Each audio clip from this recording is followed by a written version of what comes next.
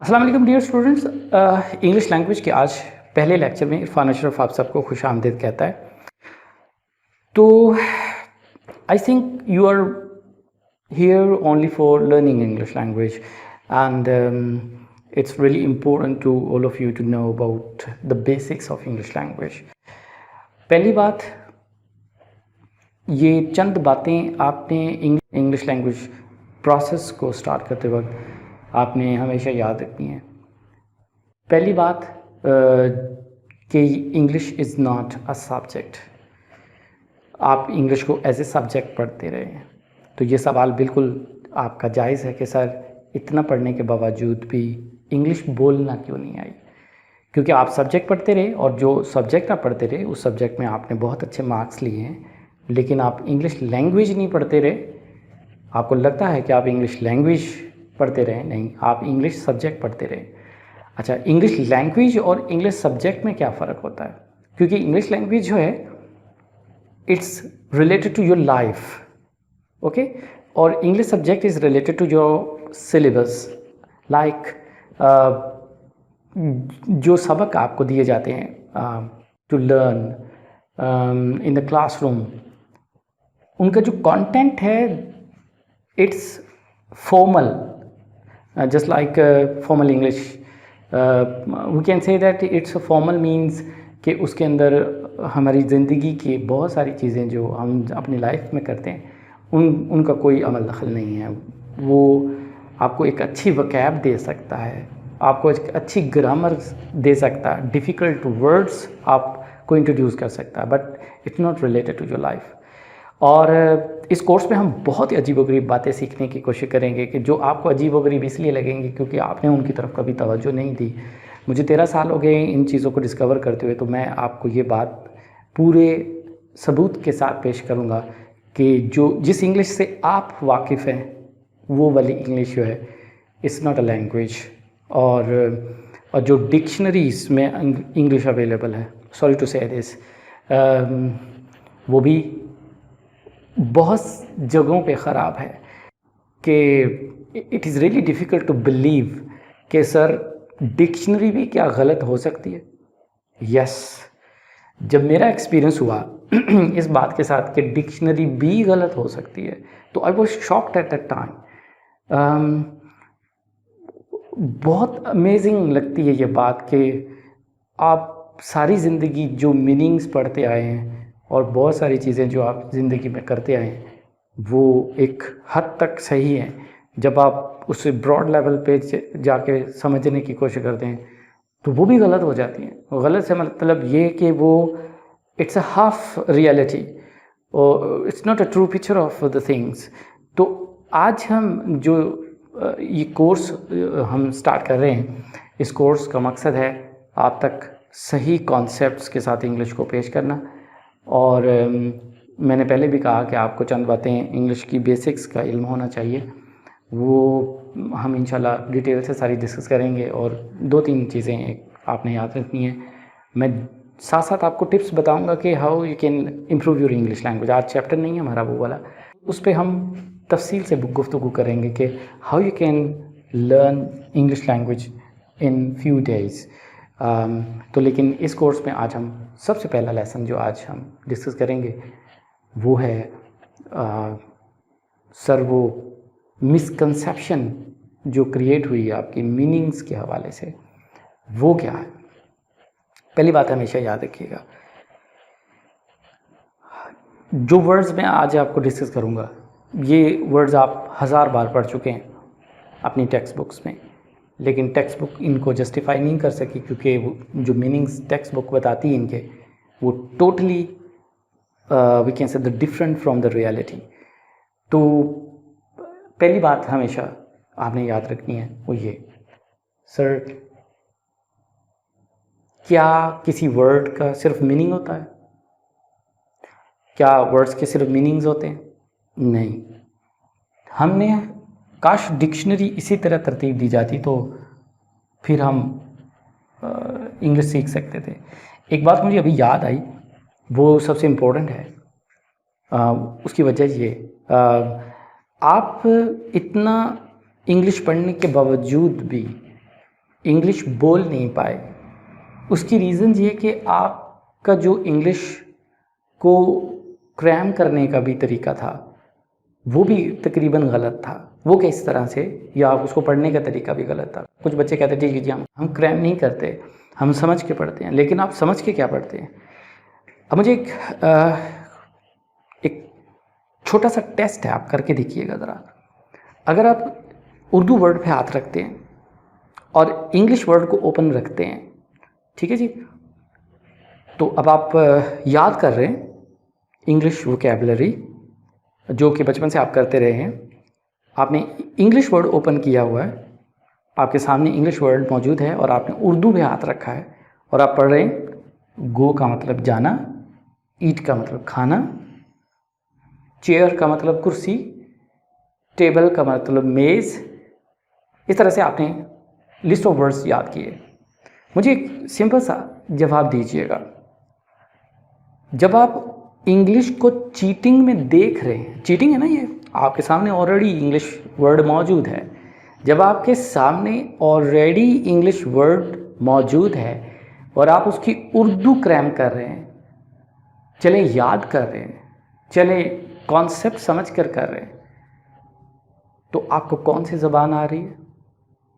आपको ये मिसकंसेप्शन है कि इंग्लिश वर्ड ओपन रख के उर्दू याद करने से अंग्रेज़ी इम्प्रूव होती है। नहीं, आपकी उर्दू इम्प्रूव होगी, क्योंकि आपने ब्रेन को कहा कि इंग्लिश वर्ड मैं बताता हूँ कि गो होता है, तो तुम सोचो, समझो, कॉन्सेप्ट बनाओ कि गो का उर्दू क्या है, तो वो है जाना। ईट का कॉन्सेप्ट या उसको क्रैम करने का तरीका क्या है कि जी खाना, जो कि वैसे ये गलत मीनिंग्स हैं, मैं इसको बाद में डिफ़ाइन करूँगा, लेकिन फिर भी अगर आप इस तरह पढ़ते रहें, क्योंकि आपकी किताबों में ऐसे ही लिखा कि गो का मतलब जाना और ईट का मतलब खाना, तो आपने उसे याद कर लिया। अब हुआ क्या कि आपकी इंग्लिश इम्प्रूव नहीं हुई, आपकी उर्दू अच्छी होगी।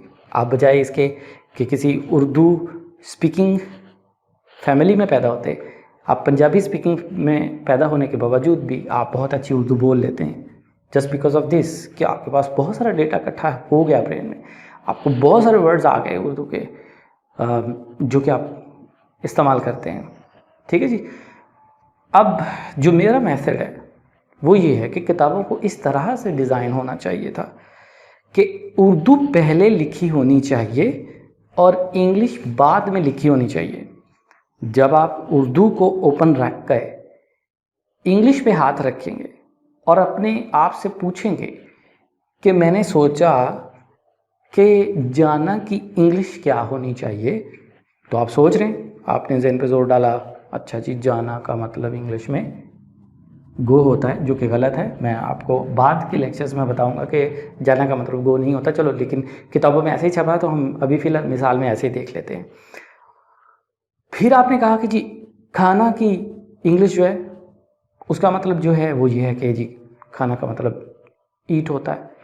ठीक है जी, आपने याद किया, आपने अपने अपने माइंड पे जोर डाला, आपने अपने ब्रेन को ऑर्डर किया कि कॉन्सेप्ट समझने की कोशिश करो, इसे याद करने की कोशिश करो। अब मुझे बताइए कि जब उर्दू चीटिंग में मिल जाएगी, उर्दू ऑलरेडी आपको आती है, उसकी कोई टेंशन नहीं, और आप ब्रेन से ये कह रहे हो कि please think in English, Urdu मेरे पास ऑलरेडी है, तुम थिंक इन इंग्लिश प्लीज़, तो आपने ब्रेन को ऑर्डर किया थिंक इन इंग्लिश, तो वो आपको इंग्लिश में सोचना शुरू कर देगा। That is the best technique to think in English. Urdu अपने पास रखिए, इंग्लिश बनाने की कोशिश कीजिए, इंग्लिश में सोचने की कोशिश कीजिए, डिक्शनरीज़ को उल्टा पढ़ने की कोशिश कीजिए। हमारे पास इंग्लिश वर्ड्स पहले होते हैं, क्योंकि हमारी जो कॉमन डिक्शनरीज़ हैं उसमें इंग्लिश पहले होती है, उर्दू बाद में लिखी आती है, ठीक है ना, यानी ट्रांसलेटेड वर्जन होता है। तो इस वजह से हमें आदत पड़ गई कि इंग्लिश वर्ड पहले है और उर्दू बाद में है। लेकिन आप देखिए अपनी लाइफ में आपने कितने बार असबाक जो आप लेसन्स आप पढ़ते रहे हैं 9th 10th तक या उससे भी ज़्यादा आगे की, जो आप वोकैबुलरी याद करते रहे हो जो वर्ड्स की, वो सारी की सारी आप इंग्लिश वर्ड ओपन कर रख के उर्दू पे हाथ रख के याद करते रहे। आपको उन लफ्ज़ों की उर्दू तो आ गई, इंग्लिश आपको नहीं आई। तो आज हम उसी टेक्निक को फॉलो करते हुए इस लेसन को स्टार्ट करेंगे कि जी हम उर्दू पहले लिखेंगे, इंग्लिश बाद में लिखेंगे, ब्रेन को बताएंगे उर्दू मुझे पहले ही से पता है, आप बस इंग्लिश बता दीजिए। अब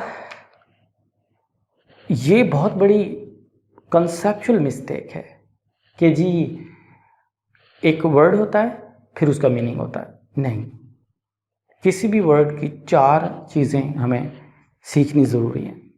पहला, उस वर्ड का अपना नेम, यानी जो वर्ड होगा हम वो लिखेंगे, फिर उसके मीनिंग्स, ठीक है, दूसरे नंबर पे, तीसरे नंबर पे उसका कॉन्सेप्ट, चौथे नंबर पे उसका यूज़।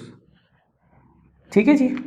अब यहाँ पे एक बात आपने नोट करनी है, वो ये है कि ठीक हो गया, मेरे पास एक वर्ड होगा, मैं उसके मीनिंग्स देखूँगा और फिर मैं उसका कॉन्सेप्ट देखूँगा और फिर मैं उसका यूज़ देखूँगा क्या है। अब ये चारों चीज़ें जब मिलकर आपके एक ही लेसन में किसी एक वर्ड के हवाले से आएंगी तो then you can speak English language. और अगर आप सिर्फ मीनिंग्स को रटा लगाते रहे तो नहीं होगा ऐसा। अब ये देखिए ज़रा, आपको उर्दू पहले से ही आती है, ठीक है जी, तो हम क्या करेंगे कि उर्दू लैंग्वेज में हम सोचते हैं, वी आर एक्सपर्ट यूज़र। अब हमने इंग्लिश में एक्सपर्ट यूज़र बनना है, तो how can we be expert user, how can we be expert? तो this is very simple I think कि हम एक्सपर्ट किस तरह बन सकते हैं। देखिए ज़रा, मुझसे कोई पूछे कि जी जो बेसिक वर्ड लिस्ट है आज हम डिस्कस करेंगे, उनमें चंद वर्ड्स मैं आज आपकी लेसन में शामिल करूंगा। इसी तरह लेसन बाय लेसन चलेंगे हम।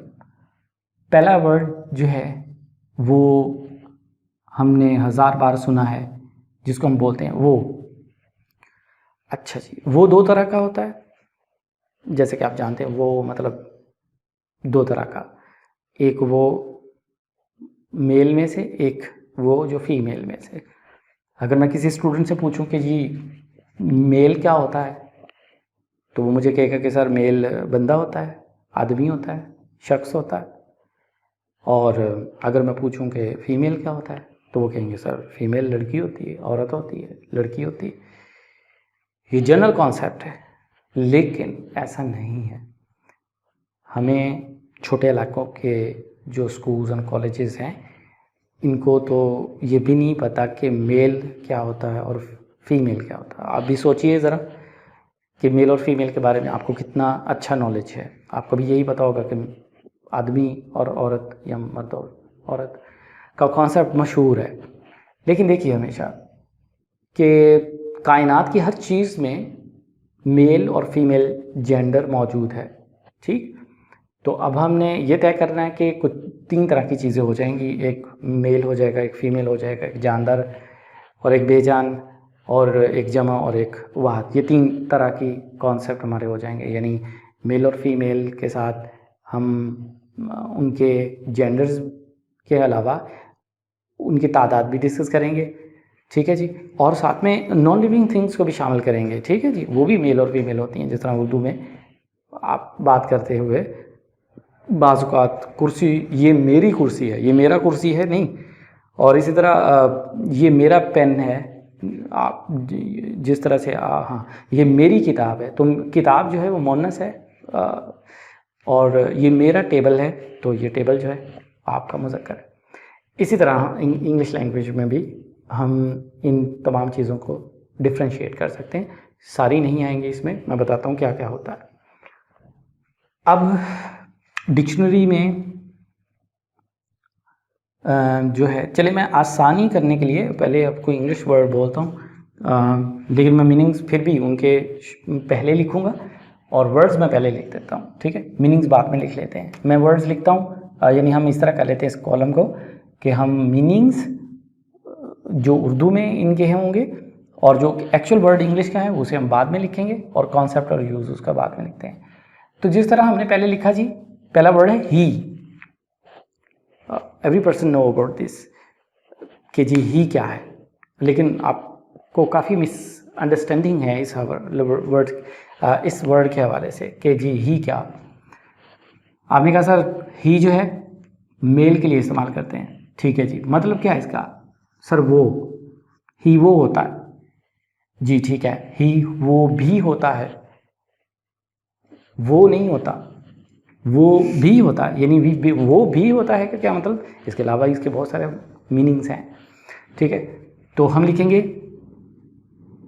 ही वो होता है यानी मेल। अब दूसरा मतलब इसका उसने, उसको, उसे, उसका, उसकी, उसके। और अब आप बहुत ज़्यादा परेशान हो जाएंगे इस मेथड से कि सर ये क्या, हमने तो पढ़ा था कि ही एक होता है पहली बात, और थर्ड पर्सन सिंगुलर होता है। उर्दू ज़बान में इसके बहुत सारे मीनिंग्स बन सकते हैं, लेकिन डिक्शनरी में अवेलेबल नहीं है। डिक्शनरी में सिर्फ वो और उसने लिखा है। ये उसको और उसे, उसका, उसकी, उसके। और एक बहुत पेचीदा बात वो ये है कि मैंने क्योंकि बचपन से ये पढ़ा था कि उसका की इंग्लिश जो है या उसकी की जो इंग्लिश है वो हिज होती है, यानी उसका भाई, हिज ब्रदर। तो सर आप कह रहे हैं कि अभी वर्ड हम ही पढ़ रहे हैं, लेकिन आपने यहाँ पे भी उसका लिख दिया, उसकी लिख दिया, उसके लिख दिया। तो पहली बात तो ये कि उसके तो ज़्यादा फील हो रहा है, और दूसरा ये कि उसका तो हिज होना चाहिए। अब मिसाल ले लेते हैं इसकी, ताकि आपको इस बात की समझ आए कि जो लैंग्वेज आप पढ़ते रहे हैं, it was not actually existed in this word, ठीक है जी। हम एक्चुअल इंग्लिश की तरफ जाएंगे तो आपको थोड़ा मुश्किल लगेगा शुरू के दिनों में, लेकिन जब आपको पूरा इसके ऊपर कमांड आ जाएगा तो फिर आप इन कॉन्सेप्ट को बहुत ज़बरदस्त तरीके से इस्तेमाल कर लेंगे। अगर मैं कहूँ कि वो एक टीचर है तो आप कहेंगे ही इज़ द टीचर। और अगर मैं कहूँ कि उसने बाज़ार जाना है तो आप कहेंगे he is to go to bazaar. और अगर मैं आपको कहूँ कि उसको बुखार है तो आप कहेंगे कि he is ill, he is suffering from fever. उसके बाद देखिए कि अगर मैं आपसे ये कहूँ कि उसका एक भाई है, उसका सिर्फ एक भाई है, तो इंग्लिश क्या बनेगी? He has one brother, he has only one brother. उसकी एक बहन है, he has only one sister. और उसके 3 भाई हैं, ही हैज़ 3 ब्रदर्स। अब मुझे ये बताइए कि जितने मीनिंग्स मैंने फ़िक्रे में इस्तेमाल करके बोले, उनमें हर जगह पे ही इस्तेमाल हुआ। और हमारे यहाँ ये बहुत ही बड़ा अलमिया है कि हमने ही को सिर्फ वो बनाया हुआ है। लेकिन ये देखिए कि जब मैं सोचता हूँ एक्चुअल लाइफ में, तो वो मुझे वो, उसने, उसको, उसे, उसका, उसकी और उसके करके सामने नज़र आएगा। तो ये एक हमारा मिसकंसेप्शन दूर हुआ कि ही सिर्फ वो नहीं होता, इसके और भी मीनिंग्स बनाए जा सकते हैं। बनाए जा सकते नहीं है, एक्चुअली हम सोचेंगे ये वर्ड, हम सोचेंगे कौन है जो ऐसा नहीं सोचता कि उसका एक भाई है। सारे ऐसे सोचते हैं, तो और अंग्रेज़ी यही बनाते हैं, ही हैज़ वन ब्रदर। तो अब अगर उस हवाले से देखा जाए कि जिस तरह आप कहते हैं कि सर उसका की अंग्रेज़ी हिज होती है, तो मैं कैसे कह दूं कि हिज हैज़ अ ब्रदर? ठीक है, नहीं कह सकता। अब जो यहाँ तक हमारी डिक्शनरी हमारा साथ देती है, लेकिन देखिए कॉन्सेप्ट की तरफ चलते हैं। कॉन्सेप्ट क्या है? आपने मुझे कहा कि सर ही तो मेल के लिए इस्तेमाल करते हैं, तो मैंने कहा ठीक है जी, मेल क्या होता है? आपने कहा कि जी मेल शख्स, आदमी। लेकिन देखिए मैं इसमें भी आपकी करेक्शन कर दूं।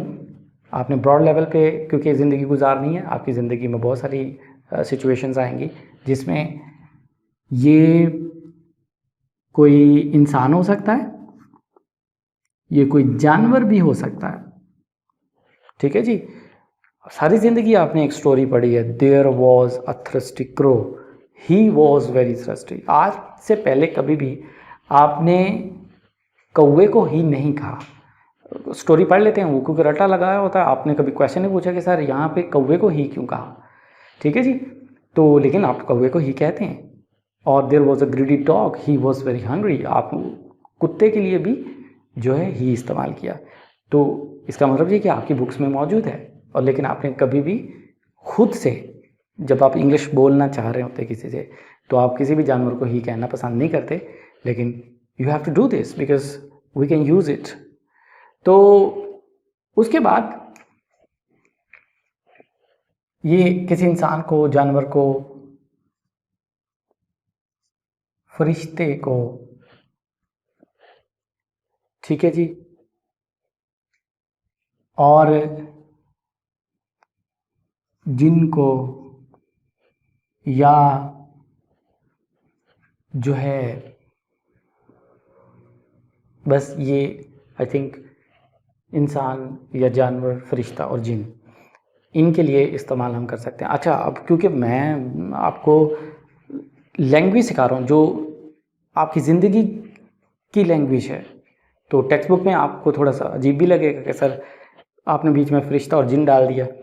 तो देखिए कि हम हज़रत जिब्राईल अलैहिस्सलाम के बारे में ज़िक्र करते हैं। आप बहुत सारे लोग रिलीजियस जब कन्वर्सेशन कर रहे होते हैं तो उसमें हज़रत जिब्राईल अलैहिस्सलाम का जब भी ज़िक्र होगा तो हम उन्हें ही कहेंगे।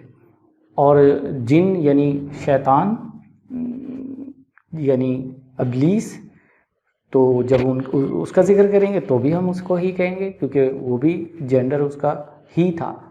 तो इसलिए जब भी आप शैतान का जिक्र करते हैं, और हम बहुत दफ़ा शैतान का जिक्र करते हैं, यानी हम किसी को कह देते हैं कि लो सोचो तो शैतान आ गया, तो और वो तो बंदा बहुत मुझे तो शैतान लगता है, वो तो उस बंदे की तो सिफत जो है वो तो शैतान है, इंसान नहीं है, शैतान है, इंसान के रूप में शैतान है।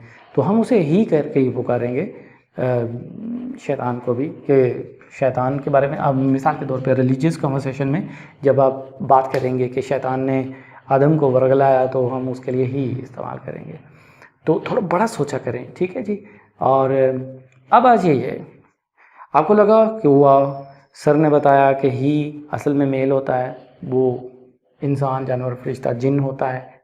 बहुत ज़बरदस्त मीनिंग्स के एतबार से भी हमने काफ़ी जो इसकी क्लैरिटी हासिल की। लेकिन सबसे पेचीदा बात जो कि अभी मैं डिस्कस करूँगा, आप अब भी इंग्लिश नहीं बोल सकते, क्योंकि आपने क्या किया कि सिर्फ वर्ड लिया और फिर आपने उसके मीनिंग याद कर लिए और उसका कॉन्सेप्ट याद कर लिया।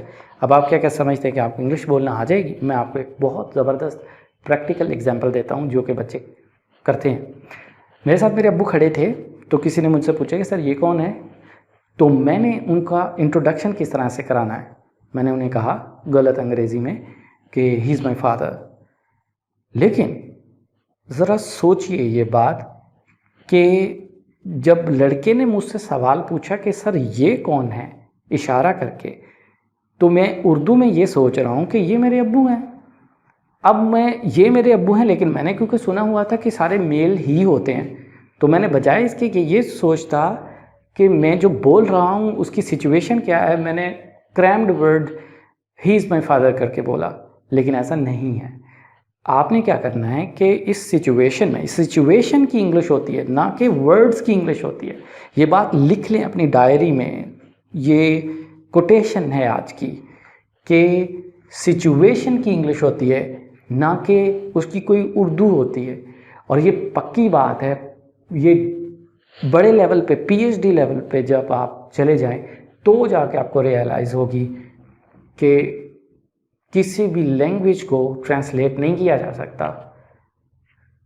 ये जो हम करते हैं, it's we can say shortcut to understand the concept of the word. तो अब आप कहेंगे कि सर हमने तो सारी किताबों को ट्रांसलेट किया हुआ है, लेकिन ऐसा मुमकिन नहीं है। उसमें बहुत सारे प्रॉब्लम्स आते हैं। मैं आगे जाके इस कोर्स में बताऊंगा। मेरा कोर्स थोड़ा डिफ़िकल्ट लगेगा पहले दिन में आपको, लेकिन अगर आपने ये बातें सीख ली तो समझें सारी ज़िंदगी आप बोलना स्टार्ट कर देंगे। अब आ जाइए यूज़ पे। तो यूज़ क्या है? यूज़ ये है सर कि जो मौजूद ना हो या मुखातब ना हो उसको ही कहते हैं। हमने क्या पढ़ा कि ही हर मर्द होता है, सिचुएशन मैटर नहीं करती। नहीं, ये थर्ड पर्सन सिंगुलर है। अगर ये थर्ड पर्सन सिंगुलर है तो फिर इसके साथ हमें क्या करना है? थर्ड पर्सन सिंगुलर ऐसा पर्सन होता है, फर्स्ट पर्सन मैं हूँ, सेकंड पर्सन आप हैं जो सुन रहे हैं, थर्ड पर्सन ऐसा जो मौजूद नहीं होता या फिर मुखातब नहीं होता। ठीक है जी। इस बात को हम आगे जाके डिटेल में डिस्कस करेंगे कि क्या क्या सिचुएशंस बन सकती हैं कि सर मौजूद होता है लेकिन मुखातब नहीं होता, का मतलब क्या है। ठीक है जी। तो अभी फ़िलहाल इतना आप याद रखिए कि ही के बारे में जो हमने फुल कॉन्सेप्ट हासिल किया वो ये था कि ही जो है इसके डिफरेंट मीनिंग्स होते हैं। सिर्फ वो नहीं होता, वो उसने उसको उसे उसका उसकी उसके वर्ड्स के एतबार से इसको ही बोलेंगे। और ये इंसान, जानवर, फरिश्ते और जिन के लिए इस्तेमाल किया जा सकता है। और इसका इस्तेमाल ये है कि ये हमेशा उस इंसान, उस जानवर, उस फरिश्ते, उस जिन की बात करेंगे जो मुखातब नहीं है या फिर मौजूद नहीं है। ठीक है। अब आज ये शी का बिल्कुल सेम कॉन्सेप्ट होना चाहिए, क्योंकि जिस तरह से ही का सेम कॉन्सेप्ट है इसी तरह शी का भी सेम सब कुछ होना चाहिए। क्योंकि हमने यही पढ़ा कि ठीक है, अगर ही इस तरह है तो फिर उसका ऑपोजिट जेंडर जो होगा यानी शी होगा। ऐसी बात नहीं है, इसमें और बहुत सारी पेचीदगियाँ मौजूद हैं। वो किस तरह से कि मान लेते हैं कि उर्दू मीनिंग्स के एतबार से ये वो, उसने, उसको, उसे, उसका, उसकी, उसके, ये सारे मीनिंग्स शी के हैं जिस तरह ही के हैं। और अगर मैं उर्दू में ये सोचूं कि वो, उसका, उसकी, उसे, उस और उसने, तो मुझे शी सोचना है क्योंकि मैं किसी फीमेल की बात कर रहा हूँ। अब सवाल ये है कि फ़ीमेल क्या होता है। हमने कहा कि सर फीमेल जो है वो लड़की है, औरत होती है। नहीं, ऐसी बात नहीं है। ये जो शी है वो कोई इंसान भी हो सकती है, वो जानवर भी हो सकती है। फरिश्ता तो फीमेल नहीं होता, जिन भी फीमेल नहीं होता, तो हम उसको कोई परी जो है उसको शामिल कर लेते हैं इसमें, क्योंकि फरिश्ते और जिन्नों की जो फीमेल है वो परी होती है। तो अब आइए, जो थोड़ा डिफरेंट कॉन्सेप्ट था यहाँ तक सेम है, आगे चलते हैं। जो कंट्री होती है वो भी, मुल्क वो भी फीमेल होता है। कार, ट्रेन, बस, जो भी 3 पहियों वाली गाड़ी होगी वो सभी शी होती हैं। उसके बाद चांद और मशीन, ये तमाम चीज़ें शी हैं। It's really shocking for me जब मुझे ये पता चला कि चांद को शी कहते हैं, तो I was shocked at that time. हैं, हमारे यहाँ तो चांद मामू कहलाता था, आज फीमेल कैसे हो गया। तो लेकिन इंग्लिश पोइट्री पढ़ते हुए आपको जहाँ भी चांद का जिक्र मौजूद होगा उसे वो शी करके लिखते हैं। मिसाल के तौर पे मैं आपको कहता हूँ कि when she appears in the sky, जब वो ज़ाहिर होता है आसमान पे, यानी 14वीं के चांद की बात कर रहा हूँ, तो माई हार्ट पम्प्स फास्ट, मेरा दिल जो है ज़ोर ज़ोर से धड़कता है। तो इस तरह से जो है इसको डिफ़ाइन किया जा सकता है। सबसे पेचीदा कॉन्सेप्ट इसका जो है वो है मशीन का। सर मशीन शी होती है, यानी सिलाई machine, washing machine, juicer machine, ऐसे तमाम वर्ड्स जिनके साथ मशीन का वर्ड आता है उन तमाम को हम शी कह के पुकारेंगे। मिसाल के तौर पे अगर आपसे कहा जाए कि जो है मुझे मशीन ख़रीदनी है, तो आप कहेंगे कि you should by super Asia because she is wonderful. तो अगला बंदा कहेगा कि इसको तो इंग्लिश ही नहीं आती, लेकिन असल में ऐसा ही है। मर्सिडीज़ की जब हम बात करते हैं, यानी कार की बात करते हैं मर्सिडीज़ की, तो उसे हम शी कहेंगे, शी इज़ वंडरफुल। और बुलेट ट्रेन की जब हम बात करेंगे, she is wonderful, she is so fast. Country की बात करेंगे तो हम Australia, she is wonderful, she is beautiful. तो लोग परेशान हो जाएंगे कि सर ये चल क्या रहा है। ठीक है जी, अब आप मुझे ये बताइए कि ये चीज़ें ना तो डिक्शनरी में मौजूद हैं और ना ही आपकी बुक्स में मौजूद थी, लेकिन आज हमने बहुत ज़बरदस्त तरीके से ये बातें सीखने की कोशिश की है कि एक्चुअल मीनिंग्स क्या हैं। अब मसला फिर वही है कि इतनी एफ़र्ट करने के बावजूद भी आप अंग्रेज़ी नहीं बोल सकते जब तक आपको ये नहीं पता कि किस सिचुएशन में कहना है। ये सबसे बड़ी बात है। तो सिचुएशन ऊपर ही की तरह है। सिचुएशन क्या है जी, कि अगर इनमें से कोई चीज़ मौजूद ना हो और उसका जिक्र करते वक्त ये कहेंगे, और दूसरा अगर वो मुखातब ना हो, मौजूद हो लेकिन मुखातब ना हो तो भी उसको कहेंगे। मुखातब ना होने का मतलब क्या है कि वो हमारी तरफ फेस टू फेस खड़ी ना हो चीज़, शख्स, और हम उसकी तरफ उंगली उठाकर बात ना करें, हम उसका गायबाना जिक्र करें, गो कि वो कमरे में मौजूद है। लेकिन जिस तरह चुगली करते हैं, इसी तरह ही हम कान में किसी को कहते हैं कि साथ में कौन खड़ा है, वो कौन है जो उधर बैठा हुआ है, तो वो उसके लिए हम फिर आगे से ही और शी कह सकते हैं। यहाँ तक जो मेजर कॉन्सेप्ट था हमने समझने की कोशिश की। आगे बढ़ते हैं तो हमारे पास जो है अगला वर्ड इसके लिए वो है इट। इट जो है और दिस और दैट और दीज और दोज, ये वर्ड्स हमारे पास मौजूद हैं। ये लिस्ट है, ये किसी चीज़ की तरफ इशारे के लिए इस्तेमाल किए जाते हैं, तो इसलिए इनकी लिस्ट मैंने अलग से लिखी है। तो इसका मतलब ये हुआ कि इट हो गया, दिस हो गया, दैट हो गया, दिस हो गया, दोज हो गया। वो इस तरह से इनके बारे में बात की जाती है कि हमें अपने हाथ, बॉडी मूव करना पड़ता है, इसकी तरफ पॉइंट आउट करके बात करनी पड़ती है। ठीक है जी। तो लेकिन अब ये बड़ी इंटरेस्टिंग बात है कि सर इट भी ये होता है और दिस भी ये होता है, दोनों का मतलब ये है, लेकिन दोनों मुख्तलिफ वर्ड क्यों बनाए गए? जब एक लफ्ज़ के मतलब एक ही था तो एक ही रहने देते, इसको दो तरह से क्यों बनाया गया? तो इसका रीज़न है, ठीक है, क्योंकि हम इनको सेम सिनेरियो में इस्तेमाल नहीं कर सकते। तो और ये भी ख्याल आपका गलत है कि जो इट का मतलब है, दिस का मतलब है, वो सिर्फ ये होता है, नहीं। देखिए ज़रा, जिस तरह ऊपर हमने डिस्कस किया, इसी तरह इट का मतलब ये, इसने, इसको, इसे, इसका, इसकी, इसके, ये सारे मतलब दिस और इट के दोनों रहेंगे। ठीक है जी। अब उनको हम प्रैक्टिकल एग्जांपल्स से साबित करेंगे कि ये मतलब किस तरह से ऐसे बनते हैं।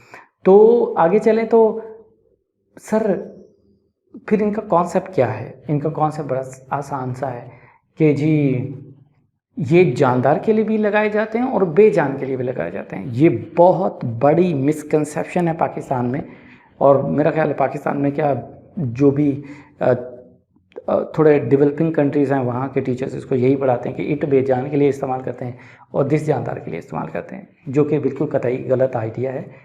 ये दोनों वर्ड इसलिए नहीं बनाए गए थे कि ये बेजान और जानदार के फ़र्क के लिए बनाए गए थे, बल्कि इनका और कॉन्सेप्ट है, मैं अभी बताता हूँ आपको।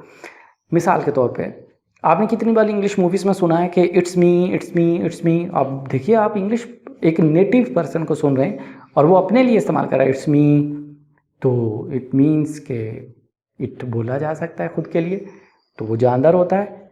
और तो दिस भी बोला जा सकता है, तो लेकिन हमने क्या पढ़ा था कि ये जानदार और बेजान का चक्कर है। अब आगे चले तो इसके कॉन्सेप्ट की तरफ। बड़ा ही आसान कॉन्सेप्ट है इसका कि ये जानदार और बेजान दोनों के लिए इस्तेमाल करते हैं। अब सर दोनों में फ़र्क क्या है, कहाँ, यानी यूज़ क्या है इसका? जब आपको ये पता चल जाएगा तो सारा झगड़ा ही ख़त्म हो जाएगा। फिर आपको पता चल जाएगा ओहो, इंग्लिश नेटिव्स जो हैं वो इसको इस तरह से इस्तेमाल करते हैं कि इट जो है हर उस चीज़ के लिए बोला जाएगा जो इतनी करीब हो, जिसका ऑलरेडी जिक्र हो चुका हो, ठीक है जी, कि उसकी तरफ आप इशारा ना करो। ठीक है जी। अब इसका क्या मतलब है कि आप उसकी तरफ इशारा ना करो, यानी उंगली उठानी नहीं है। तो मुझे आपने जोक सुनाया तो मैंने कहा वाह इट्स अमेजिंग, आपने मुझे कोई बात बताई, मैंने कहा वाह इट्स अमेजिंग। ठीक है जी। अब इसमें जानदार और बेजान दोनों चीज़ें आती हैं तो ख्याल भी इसमें शामिल हो जाएगा, और वाक़या कोई ऐसा वाक़या भी इट में शामिल हो जाएगा, और उसके बाद कोई माजी की बात भी इट में आ जाएगी। ठीक है। अकेला जानवर और इंसानों और कुर्सी मेज़ के लिए तो नहीं इस्तेमाल करते इसको, वो ख्याल भी इसमें शामिल कर लेते हैं, वाक़यात भी इसमें शामिल कर लेते हैं। ठीक है जी। और मिसाल बहुत ही सादा सी है इसकी कि जब आप गाड़ी में मौजूद हैं तो किसकी गाड़ी है, आप कहेंगे इट्स माय कार। और अगर आप अपने घर में हैं, अंदर मौजूद हैं, तो आप कहेंगे इट्स माय होम। और अगर आप किसी कंट्री में हैं तो आप कहेंगे इट्स माय कंट्री। और जैसे ही आप गाड़ी से बाहर निकलोगे तो कोई पूछे कि ये क्या है, ये किसकी है, तो आप कहेंगे दिस इज़ माय कार, क्योंकि अब आप बाहर हैं तो आप उंगली उठा के इशारतन बात करेंगे। और इसी तरह जैसे ही आप अपने घर में हैं तो आप कहेंगे इट्स माय होम, जैसे ही आप अपने घर से बाहर निकलेंगे तो आप कहेंगे दिस इज़ माय होम। और इसी तरह जैसे ही आप अपने मुल्क से बाहर बॉर्डर पे खड़े हैं तो आप कहेंगे this is Pakistan and this is something, जो भी दूसरी कंट्री है उसका हम पॉइंट ऑफ। और या फिर आपने तस्वीर में या स्क्रीन पे अपने मुल्क को देखा तो आप कहेंगे दिस इज़ पाकिस्तान। ठीक है। या मैप में आप पॉइंट आउट कर रहे हैं तो ये बात कैसे पता चली, इट जो है इतनी करीब की चीज़ के लिए बोलते हैं कि जिसकी तरफ आप उंगली उठाकर ना कहो, वो इतनी करीब आपकी। मिसाल के तौर पे आप कुर्सी पे बैठे हैं तो कोई आ जाता है, कहता कि hey please stand up, this is my chair, तो वो दिस बोल रहा है क्योंकि वो उंगली से कह रहा है कि दिस इज़ माय चेयर। आप कह रहे हैं नो इट्स माय चेयर, क्योंकि आप वहाँ पे बैठे हुए हो। तो इस तरह से आप इसको डिफ्रेंशिएट कर सकते हैं। इसी तरीके से दैट जो वर्ड है उसको भी हम इस्तेमाल करते हैं, जिसको वो के मीनिंग्स में इस्तेमाल करते हैं। तो दैट उसके भी इसी तरह ही हैं कि वो, उसने, उसको और उसे, ये इसके मतलब बनाए जा सकते हैं। और इसी तरह इसका जो कॉन्सेप्ट है वो यही है कि ये जानदार और बेजान के लिए इस्तेमाल किया जाता है। और इसी तरह इसका यूज़ क्या है, हर वो चीज़ जो नज़र आए लेकिन वो इतनी दूर हो कि आप उसकी तरफ उंगली करें तो दूसरा थोड़ा कंफ्यूज हो जाए कि कहाँ पे है। ठीक है। तो आपको दूर की चीज़ के लिए जो नज़र आ रही है उसके लिए बताने के लिए दैट का वर्ड इस्तेमाल करना पड़ेगा। अब आपको एक कनेक्शन मैं बता दूं, ऊपर पढ़ा था ही वो होता है, शी भी वो होता है और दैट भी वो होता है। अब इनमें फ़र्क भी यही है कि वो मेल और फीमेल के लिए इस्तेमाल किया जाता है जो मौजूद ना हो और मुखातब ना हो। ठीक है जी। उंगली उठाकर किसी की तरफ भी कहोगे तो वो ही और शी नहीं रहेगा, उसे दैट में कन्वर्ट करना पड़ेगा। मिसाल के तौर पे थोड़ी दूर आपका भाई खड़ा तो आप कहेंगे hey look that is my brother. ठीक है जी। तो इस तरह से आप दैट करेंगे। तो आपने लिखना है कि दैट जो है वो इतनी दूर कि इशारा समझ ना आए, ये इसका मतलब हो जाएगा। और दिस की जमा दीज और दैट की जमा दोज, ये जो है अब आपने थोड़ा कॉन्सेप्ट समझने की कोशिश करनी। मिसाल के तौर पे जो दिस है ज़्यादा होंगे तो दीज, यानी इतने करीब कि आप इशारे से बात करो तो दीज हो जाएगा। और अगर आप बहुत सारे दूर लोगों की बात करेंगे, चीज़ों की बात करेंगे, ख्यालात की बात करेंगे तो दोज वर्ड इस्तेमाल करेंगे। और इसी तरह जो इसके अलावा जो अगले वर्ड्स हैं वो उसमें आई, वी, यू एंड दे, ये वाले वर्ड्स जो हैं। आई का मतलब क्या है, इट्स नॉट आई। बहुत सारे लोग इसको I am, it's not a good to say this in that way, तो प्लीज़ डोंट डू इट। ये आई है, इट्स नॉट आई, इसका सही प्रोनाउंसिएशन। तो इसके मतलब जो हैं वो पहले लिख लीजिए। मैं, मैंने, मुझको, मुझे, ये सारे मतलब इसके आई के हैं। और इसका कॉन्सेप्ट क्या है कि ये ऐसे शख्स के लिए बोला जाता है जो खुद कलाम कर रहा हो, मुतकल्लम। अब आप कहेंगे कि सर ठीक है, मैं बोलूँगा तो मैं अपने आप को मैं ही कहूँगा, क्योंकि मैं खुद मुतकल्लम हूँ, मैं खुद बात कर रहा हूँ। तो अब इसमें जो सबसे पेचीदा बात है, क्या बेजान बोल सकता है? आप कहेंगे सर नहीं, बेजान कैसे बोल सकता है, कुर्सी बोल नहीं सकती। लेकिन मैंने एनिमेशन मूवीज़ में हर बेजान चीज़ को भी बोलते देखा है, और हमारी किताबों में भी मौजूद है ये कॉन्सेप्ट कि फ़र्ज़ कीजिए मैं आपको कहता हूँ कि जी आप ऑटोबायोग्राफी लिखिए, ठीक है जी, आप बीती पुराने नोट की, जूते की और करेंसी नोट की, या जो है कुर्सी की, तो आप क्या लिखेंगे उसके लिए? आप कहेंगे जी मैं कुर्सी हूँ, ठीक है जी, और मैं स्टोर में पड़ी हूँ, पहले मेरी 4 टांगें थी, अब मेरी 3 हैं, मेरी मोटी मालकन ने मुझ पर बैठ के जुल्म किया और मेरी एक टांग तोड़ दी। तो इस तरह से आप बीती में लिख तो कुर्सी के हवाले से रहे हैं ना, लेकिन वो खुद को क्या कह रही है? वो आई एम अ चेयर। तो ये फिक्रा बिल्कुल ठीक है, आई एम अ चेयर। तो इसमें ज़रा भी आज के बाद आपने परेशानी हो ना, आप बेजान के लिए भी आई लगा सकते हैं, ठीक है, या बेजान को बोलने का अंदाज़ हमारी रियल लाइफ से थोड़ा डिफरेंट होगा। अच्छा, उसके बाद आगे चलें, मिसाल ले लेते हैं कि एक इंग्लिश मीडियम स्कूल में मुझे किसी को जो है फ्रूट्स के नेम याद कराने, तो मैंने बेहतरीन अप्रोच ये है कि मैं मैंगो का कॉस्ट्यूम पहनूंगा, मैंगो पीला ड्रेस पहनूंगा और लीव्स जो ग्रीन कलर के वो लगा कर आ जाऊँगा। क्लासरूम में आऊँगा, मैं कहूँगा कि hi dear students, how are you? तो वो बच्चे कहेंगे वी आर फाइन। सो मैं उनसे कहूँगा कि जी do you know who I am? तो बच्चे कहेंगे येस वी नो। तो मैं कहूँगा ओके हु आई एम? तो कहेंगे यू आर मैंगो, और मैं कहूँगा yes you are right I am mango. तो दैट मीन्स के इंग्लिश लैंग्वेज में रियल लाइफ लेकर आइए। ये जो टेक्स्ट बुक नॉलेज है, इससे आप स्पोकन इंग्लिश में वो वाला अबूर हासिल नहीं कर पाएंगे जो कि आपका रियल लाइफ में होना चाहिए। और इसी तरह जो वी है वो उसका मतलब है मैं, हम, हमने, हमको, हमें, ये सारे मीनिंग्स होंगे इसके। और ये जानदार और बेजान दोनों चीज़ें के लिए बोल सकते हैं, क्योंकि बहुत सारी कुर्सियाँ, बहुत सारे बेजान अपने आप को वी कह सकते हैं, नो इशू। और बोलना कब है? डेफिनेटली मुतकल्लम बोलेगा जब बहुत सारे खुद बात करेंगे अपने लिए, तो तब इसके लिए इस्तेमाल करेंगे हम। और यू जो है वो सामने वाले को कहते हैं, इसको सेकंड पर्सन कहते हैं। तो यू के मतलब भी आप लिख लीजिए कि तुम, तुमने, तुमको, तुम्हें, ये सारे मतलब इसके हैं। आप भी उर्दू में बोलते हैं इसको अदब के साथ। तो ये सारे के सारे मीनिंग्स हैं, और सेम कॉन्सेप्ट इसका यही है कि आप किसी बेजान को भी यू कह सकते हैं।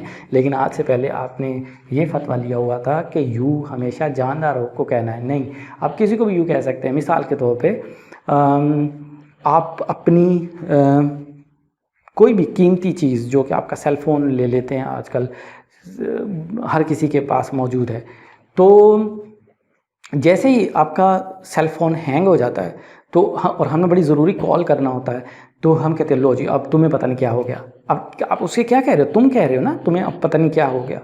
तो इसलिए हम उसके लिए तुम बोल रहे हैं, तो इसका मतलब है कि हम बेजान चीज़ों को यूँ कह सकते हैं। और भी बहुत सारी एग्जांपल्स हैं, आगे जाके कोर्स में इंशाल्लाह डिस्कस करेंगे। अच्छा, अब आ जाइए कि जो वर्ड है दे, ये बहुत इंटरेस्टिंग वर्ड है, क्योंकि ही और शी की जमा जो है वो दे में आ जाती है। बहुत सारे चीज़ें जो कि गैर हाज़िर हैं, इनको थर्ड पर्सन कहते हैं प्लूरल में, ठीक है ना। तो ये थर्ड पर्सन प्लूरल होता है। ही और शी और इट जो है वो थर्ड पर्सन सिंगुलर है, और लेकिन ये जो है थर्ड पर्सन प्लूरल है। तो यानी जमा में दे, शी या इट ये ज़्यादा होंगे तो फिर इनको दे कहेंगे। और ज़्यादातर सुना गया है कि ही और शी को कहते हैं, लेकिन इट को भी दे ही कहेंगे। अगर वो ज़्यादा होंगे तो उसको कह सकते हैं, नो प्रॉब्लम, ठीक है ना। तो इसलिए मिसाल के तौर पे अगर हम ख़यालात की बात करें, तो आप कहते हैं कि वो तुम्हें जो है कंट्रोल कर रहे हैं, कि तो वो ख़यालात दे आर नॉट गुड, तो हम उसके ये दे आर नॉट गुड कहेंगे उनको, जो कि है नहीं सामने, उनका गायबाना जिक्र हो रहा है। तो इस तरह से करके दे का मतलब जो होगा वो, उनको, उन्होंने, उन्हें, इस तरह से करके। और इसका कॉन्सेप्ट यही है कि ये जानदार और बेजान दोनों के लिए बोलते हैं। और इसका यूज़ यही है कि जो मुतकल्लम ना हो, यानी जो हाजिर भी ना हो और जो मौजूद भी ना हो और मुतकल्लम भी ना हो, तो उसके लिए हम वर्ड इस्तेमाल करते हैं दे। आई होप कि आपने बहुत ज़्यादा तवज्जो से ये लेक्चर सुना होगा। अभी मुझे ऐसा लग रहा है कि आपको बहुत ज़्यादा डिफ़िकल्टी फ़ील होगी इस लेसन में, लेकिन एक बात हमेशा याद रखिए, अच्छी चीज़, कीमती चीज़ हमेशा नायाब होती है। और अगर आप पूरी इंग्लिश सीखना चाहते हैं और आप ये चाहते हैं कि आप इंग्लिश नेटिव्स की तरह बोलने लग जाएं और आपको कभी भी अटकन ना आए, आप ये ना सोचो कि यहाँ अब क्या लगेगा, तो उसके लिए आपको ये वाला मेथड आपको अपनाना पड़ेगा। एक हफ़्ता मेरे साथ आप इस तरह से रहेंगे तो आप यूज़ टू हो जाएंगे इन चीज़ों के। पहला हफ़्ता आपको ऐसे लगेगा कि जैसे ये क्या हो रहा है, ये तो हर चीज़ गलत हो जा रही है, ठीक है, लेकिन ये गलत नहीं हो रही, ये सही हो रही है, ठीक है। तो जब पुराने बुत गिरते हैं तो दुख भी होता है, और हम इसी तरह से ही नई कोई चीज़ कंस्ट्रक्ट कर रहे हैं। आपके माइंड में एक नया तस्वर है जो कि सॉरी फॉर दैट ना आपकी बुक्स में इस तरह से छपा है और ना ही डिक्शनरीज आपको इस तरह से बताती है। I hope that you will work hard and please be motivated and prepare your work every day and speak whatever you want to speak without thinking, without any hesitation, ठीक है। अब तक के लिए इजाज़त। Thank you very much.